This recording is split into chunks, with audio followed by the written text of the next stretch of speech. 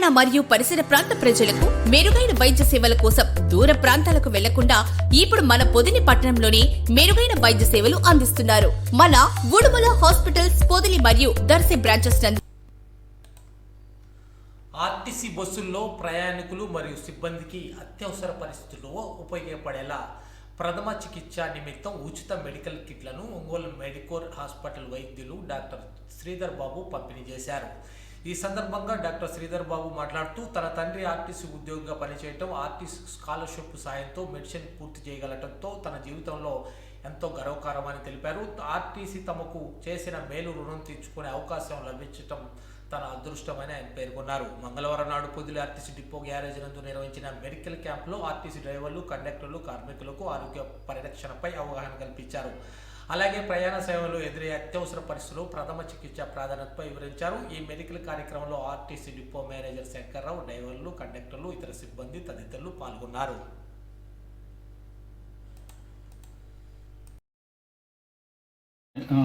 Passengers కూడా ప్యాసింజర్స్లో ఎవరికైనా కూడా పెయిన్, చెస్ట్ పెయిన్ వచ్చినప్పుడు ఇమీడియట్గా ఇది ఇస్తే వాళ్ళకు కూడా ఉపయోగపడుతుంది. ఇది ఈ థాట్ నాకు ఎప్పుడు వచ్చిందంటే, నేను పోస్ట్ ఎంబీబీఎస్ తర్వాత ఒక ఊరికి ట్రావెల్ అవుతుంటే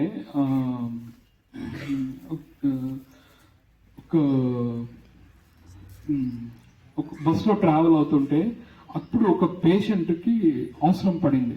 అప్పుడు నేను ఎంబీబీఎస్ అయినప్పటికీ కూడా నేను కూడా ఒక లేమెన్ లాగానే ఉండగలిగాను, కానీ ఏం చేయలేకపోయినా. అప్పుడు అనిపించింది, సో సమ్ సింపుల్ మెడికేషన్ ఉన్నా కూడా సేవ్ చేయొచ్చు కదా.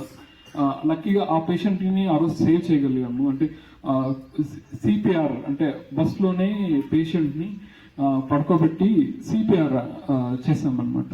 సో అట్లా సేవ్ చేయగలిగాము. ఆ రోజు చేశాను. సో అది బ్రెయిన్లో అప్పటి నుంచి ఉంది. కాకపోతే ఇప్పుడు నాకు అవకాశం వచ్చింది. సో ఇది కార్డియాలజిస్ట్, ఇంటర్వెన్షనల్ కార్డియాలజిస్ట్. నేను ఇక్కడ మన ఒంగోలులో ప్రతిభా కాలేజ్లో ఇంటర్మీడియట్ చదివాను. అక్కడి నుంచి డైరెక్ట్ ఎంబీబీఎస్ సీట్ వచ్చి అనంతపూర్ మెడికల్ కాలేజ్లో చదివాను. తర్వాత కర్నూలు మెడికల్ కాలేజ్లో పీజీ చేశాను. తర్వాత నిమ్స్ హైదరాబాద్లో కార్డియాలజీ చేశాను. అయిపోయిన తర్వాత నిమ్స్లో అయిపోయిన తర్వాత తిరుపతి స్విమ్స్లో అసిస్టెంట్ ప్రొఫెసర్గా 1 year వర్క్ చేశాను. తర్వాత 2017లో ఇక్కడ మన కిమ్స్ హాస్పిటల్ ఒంగోలులో హెడ్ ఆఫ్ ది డిపార్ట్మెంట్గా ఒక 7 years అక్కడే వర్క్ చేశాను. తర్వాత నేను ఇప్పుడు ఓన్గా మెడిక్యూర్ హాస్పిటల్ స్టార్ట్ చేశాను. 1 year అయింది. నేను మీలో ఒక ఫ్యామిలీ మెంబర్ని. మా నాన్న ఆర్టీసీ ఎంప్లాయీ. అంటే మేము 3 పిల్లలు, 2 నేను పెద్దవాడిని, 2 sisters.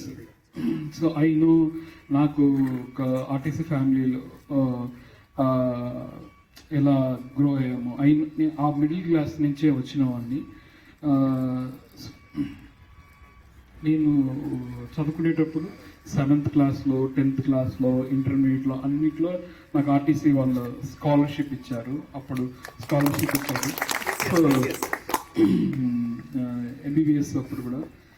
సో ఆర్టీసీ అంటే అది తెలియదు, ఎందుకో తెలియదు, నా ఫ్యామిలీ అనే ఒక అభిమానం ఎక్కడి నుంచో వస్తుంది, తెలియకుండానే వస్తుంది. బికాజ్ నేను ఈ ఆర్టీసీ ఫ్యామిలీ వల్లే చదువుకోగలిగాను, చదువుకొని ఇంత గ్రో అవ్వగలిగాను. సో ఎప్పటి నుంచో మనసులో ఉంది ఏదో విధంగా చేయాలని. ఫణి గారు వచ్చి అడగంగానే వేరే ఆలోచన కూడా లేదు. ఎందుకంటే అప్పటి నుంచి నేను బయట వాళ్ళకి చేయలేదు, నా ఫ్యామిలీ వాళ్ళకి చేస్తున్నాను అనే ఫీలింగ్తోనే, చేయాలి అనే ఇదితోని. అందుకే అడగంగానే ఖచ్చితంగా యాక్చువల్గా ఇంకా ఒంగోలులో కూడా ఇంకా ప్రకాశం డిస్టిక్ అన్ని డిపోలకు కూడా సప్లై చేయడానికి కూడా నేను రెడీని. కాకపోతే అప్పటికే వేరే వాళ్ళకి చెప్పుకున్నారు అని చెప్పి ఈ 2 అవకాశం ఉందంటే సో ఐ డోంట్ ఆపర్చునిటీ అది అదృష్టంగా భావిస్తూ నేను ఖచ్చితంగా చేస్తానని చెప్పాను. ఆ తర్వాత ఫస్ట్ ఎయిడ్ కిట్ అంటే ఫస్ట్ ఎయిడ్ కిట్లో ఏమేమి ఉంటాయి అని అడిగి తెలుసుకున్నాను. కానీ నాకు ఆ ఫస్ట్ ఎయిడ్ కిట్లో అంటే చేసే పని ఊరికే పబ్లిసిటీ కోసమో లేకపోతే నామమాత్రంగానో చేయాలని కాదు, హార్ట్ఫుల్గా మంచిగా చేయాలనే ఆలోచన నాది. సో అందుకనే ఫస్ట్ ఏమేమి ఉన్నాయి అని తెలుసుకున్నాను. తెలిస్తే నాకు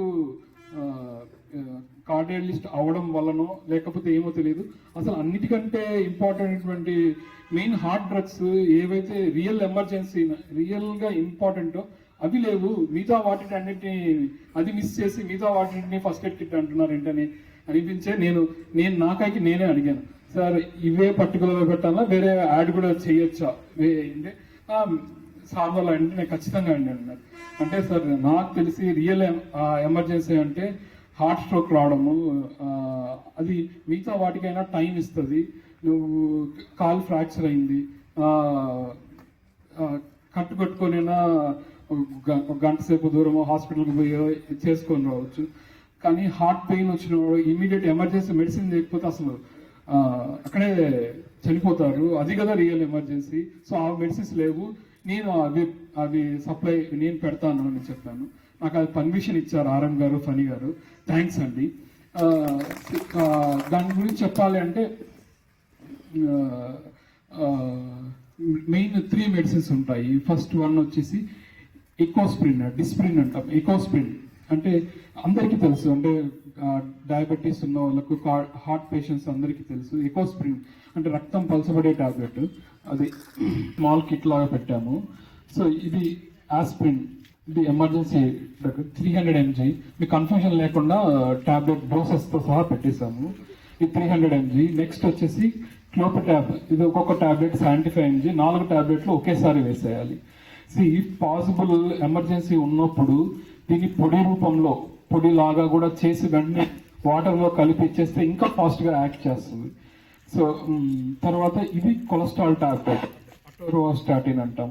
సో ఇది ఈ 3 ఎమర్జెన్సీ డ్రగ్స్ ఇమీడియట్గా మీకు పాసిబుల్ ఉంటే పొడి రూపంలో వాటర్లో వేసి ఇచ్చేసేయచ్చు, లేదు కనీసం టాబ్లెట్ అయినా మింగిస్తే సో వాళ్ళకి ఇమీడియట్ పెయిన్ అంటే హార్ట్ స్ట్రోక్ స్టార్ట్ అయింది ఒక్కసారి అబార్ట్ అవుతుంది అనమాట, అంటే ఆగిపోతుంది. సో మేము చాలాసార్లు ఓన్లీ ఎకోస్ప్రిన్ టాబ్లెట్ ఇచ్చి పెరిఫరీలో ఎంబీబీఎస్ డాక్టర్స్ వాళ్ళు ఈ ఎకోస్ప్రిన్ టాబ్లెట్ ఇచ్చినప్పుడు కూడా హార్ట్ స్ట్రోక్ వాళ్ళు తీసినప్పుడు ఈసీజీలో హార్ట్ స్ట్రోక్ చేంజెస్ వచ్చి మా దగ్గరికి వచ్చేసరికి హార్ట్ స్ట్రోక్ ఆగిపోయినట్టు కూడా చూసామన్నమాట. సో అలాంటిది ఇవి ఉంటాయి. తర్వాత ఇది సార్బిట్రేట్ అంటాము. సో ఇది హార్ట్ సింబల్గా ఉంటుంది. ఇది టాబ్లెట్ పంటితో కొరికి నాలుగు కింద పెడితే పెయిన్ తగ్గుతుంది అనమాట, ఇమీడియట్ పెయిన్ రిలీఫ్ వస్తుంది. సో ఈ 4 కలిపి ఒక కిట్ లాగా పెట్టాము. సో అది ఎమర్జెన్సీకి ఎమర్జెన్సీకి ఇవ్వవలసిన టాబ్లెట్స్. అది డ్రైవర్ ఈ మనకి ఫస్ట్ ఎయిడ్ కిట్స్ అందించడంలో డాక్టర్ గారిని ముందుగా మనకి కలిసింది ఎవరంటే మన డిపార్ట్మెంట్ నుంచి పని గారు, తర్వాత ఆర్ఎం గారు. వాళ్ళ యొక్క తోడ్పాటుతో మన డిపోకి, పొదులు డిపోకి ప్రతి బస్సులో ఫస్ట్ ఎయిడ్ కిట్ అందిస్తానని ముందుకు వచ్చినందుకు మరోసారికి వారికి ధన్యవాదాలు తెలియజేసుకుంటున్నాను. గతంలో మనం ఫస్ట్ ఎయిడ్ కిట్ పెట్టేవాళ్ళం బస్సుల్లో, కాకపోతే అదేంటంటే ఏదైనా చిన్న చిన్న దెబ్బలు తగిలితే, గాయాలు తగిలితేనో, లేకపోతే రక్తం సంబంధించిన గాయాలు తగిలితేనో ఏదో సింపుల్గా ఒక ఫస్ట్ ఎయిడ్ కిట్ లాగా ఒక ప్లాస్టర్, బ్యాండేజీ, కాటను, ఒక సిరంజి ఏదో ఉంటాయి దానికి సంబంధించినవి, వాటితో ఉండేవి. ఇందాక నేను కిట్ చూశాను, మన పని గారు చెప్తే వెరిఫై చేశాను. దాంట్లో మనకి డాక్టర్ గారు చెప్పినటువంటి వాళ్ళు పంపించినటువంటిది హార్ట్ సంబంధించింది. ఇవాళ హార్ట్ పేషెంట్స్ ఎక్కువ అవుతున్నారు, అది ఎంతో ఉపయోగపడింది. మన డిపోలోనే 350 మంది సిబ్బంది ఉంటే దగ్గర 100 మందికి పైన హార్ట్ సమస్యలతో ఉన్నారు. ఏ ఉద్యోగస్తుని కదిలించినా సరే, సార్ నాకు స్టంట్ వేశారు సార్, నాకు యాంజియోగ్రామ్ అయింది సార్, నాకు వాల్వ్ ప్రాబ్లం వచ్చింది సార్ అని చెప్తున్నారు. అంటే బీపీ, షుగర్లు ఏ విధంగా అయితే వస్తున్నాయో ఈ రోజుల్లో అదే స్థాయిలో కూడా కార్డియాక్ సమస్యలు వస్తున్నాయి. అందుకని అలాంటి కార్డియాక్ సమస్యలని రాకుండా భవిష్యత్తులో అట్లాంటి ఎవరికైనా గబక్కన సంభవించినా అరే మన ఆర్టీసీ బస్సులో కిట్ ఉంది, ఇమీడియట్గా ఏదైనా ఒక టాబ్లెట్ వేసుకుంటే రిలీఫ్ వచ్చింది అనే దాని మీద డాక్టర్ గారు శ్రద్ధ తీసుకొని వాళ్ళకి ఇమీడియట్గా ఫస్ట్ ఎయిడ్ అనమాట, ఒక టాబ్లెట్ వేసుకుంటేనో డాక్టర్ గారు చెప్తారు దాంట్లో ఏ మెడిసిన్ వాడాలి అనేది, అది వేసుకుంటే మనకి గంట 2 గంటలు 3 గంటల పాటు మన హాస్పిటల్ వెళ్ళే వరకు కూడా ప్రాణాపాయం లేని స్థితిలో ఇబ్బంది లేనటువంటి ఆ మెడిసిన్ కూడా పెట్టారు. కాబట్టి దాని గురించి కూడా మరోసారి డాక్టర్ గారికి నేను నమస్కారాలు తెలియజేసుకుంటున్నాను. ఇంకా ఎక్కువసేపు మాట్లాడడానికి డాక్టర్ గారికి మనం ఆయన బిజీ షెడ్యూల్ సార్తో మాట్లాడాను, ఇట్లా ఫస్ట్ ఎయిడ్ కిట్స్ చేద్దాం అనుకుంటున్నాను సార్. అదేంటే సార్ అన్నారు మీ ఫస్ట్ ఎయిడ్ కిట్లో ఉన్న ఐటమ్స్ నాకు చూపించండి అన్నారు. ఫస్ట్ చూపిస్తే ఇవన్నీ ఎలాంటివి అంటే అండి, ఏదైనా జరిగినప్పుడు అతను షర్ట్ తీసైనా కానీ కట్టేసేయచ్చు, ఒక 2 అవర్స్ తర్వాత వెళ్ళి ట్రీట్మెంట్ చేయించుకోవచ్చు. ఇవి కాదు ఫస్ట్ ఎయిడ్ అంటే, ఎమర్జెన్సీ మెడిసిన్ పెడితే ఈ కోవిడ్ తర్వాత ముఖ్యంగా ఈ హార్ట్ స్ట్రోక్లు, ఈ కార్డియాక్ అరెస్ట్లు ఎక్కువైపోయాయి. దాన్ని ఏ ఒక్కరికి ఉపయోగపడినా కానీ ఉపయోగం ఉంటుందండి, మీరు అనుమతిస్తే పెడదామన్నారు. నేను అప్రిషియేట్ చేసి సార్ చేద్దాం సార్ అని. కొంత టైం పట్టింది, అంటే అన్ని మనం 200 కిట్స్ అడిగాము. 200 కిట్స్ ఇచ్చారు మనకి పొదిలి డిపోకి, మార్కాపురం డిపోకి. ఆ మెడిసిన్ తెప్పించడం కొంచెం లేట్ అయింది, కానీ అది పూర్తి స్థాయిలో ఫుల్ఫిల్ చేసిన తర్వాత ఈవెన్ సీజర్తో సహా మొత్తం కిట్ మొత్తం వచ్చిన తర్వాతే ప్రోగ్రాం పెట్టాము. సార్ ఆ సలహా ఇచ్చిన తర్వాత ఆర్ఎం గారితో చెప్తే అసలు చాలా మంచి ఆలోచన అండి. ఈ మధ్య మన సిబ్బంది స్టీరింగ్ల మీద పడి చనిపోవడం, తర్వాత ప్రయాణికులు మన సీట్లోనే కూర్చొని బస్సులోనే చనిపోవడం ఈ మధ్య బాగా రెగ్యులర్గా జరుగుతూ ఉంది. సో ఒకరికి ఉపయోగపడినా చాలని సార్ సలహాతోటి అది పెట్టడం జరిగింది. ముఖ్యంగా దానికోసం సార్ని అభినందించాల్సిన విషయం ఇది.